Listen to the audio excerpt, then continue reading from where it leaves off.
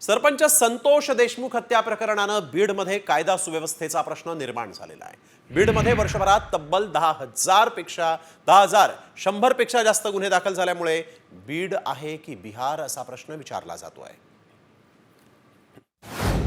बीडमध्ये फोफावतंय अंडरवर्ल्ड।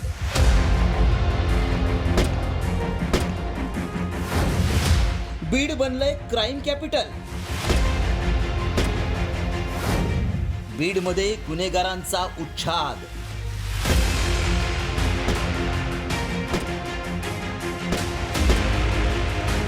या हवेत फायरिंगच्या घटना उत्तर प्रदेश किंवा बिहारमधील नाहीयेत, तर या घटना आहेत पुरोगामी महाराष्ट्राच्या बीड जिल्ह्यातील।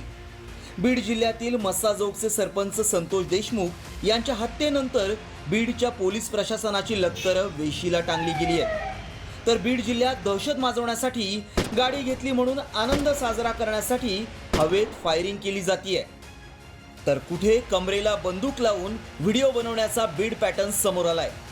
इतकंच नाही तर बीडमध्ये वर्षभरात तब्बल 1100 पेक्षा जास्त गुन्हे दाखल झाल्यानं हे बीड आहे की बिहार असा सवाल विचारला जातोय। गुन्हेगारांची राजधानी बनत असलेल्या बीडची नेमकी स्थिती काय आहे पाहूया। 2023 मध्ये बीड जिल्ह्यात एकूण 62 हत्येचे गुन्हे दाखल होते, तर हत्येच्या प्रयत्नाचे 154 गुन्हे दाखल होते। बीडमधील गुन्ह्यांची संख्या 8,960 इतकी होती। तर 2024 मध्ये हत्येचे 40 गुन्हे दाखल झाले, तर हत्येच्या प्रयत्नाचे 178, जमावाद्वारे मारहाण केल्याचे 498, महिला अत्याचाराचे 156, तर विनयभंगाच्या एकूण 386 घटना घडल्या।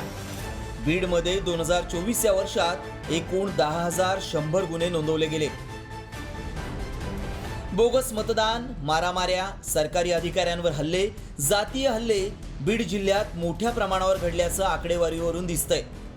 इतकंच नाही तर राज्यातील नागपूर, कोल्हापूर आणि साताऱ्यानंतर सर्वाधिक 1,222 शस्त्र परवाने हे बीड जिल्ह्यात आहेत। वर्षभरात बीडमध्ये 100 पेक्षा जास्त फायरिंगच्या घटना घडल्या आहेत।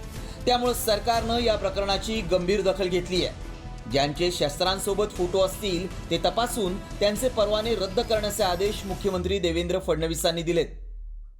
मात्र सरकारनं इतक्यावरच न थांबता बीडमधील गुन्हेगारी समूळ नष्ट करून बीडला गुन्हेगारीची राजधानी बनण्यापासून वाचवण्याची आवश्यकता आहे। ब्युरो रिपोर्ट, साम टीव्ही न्यूज।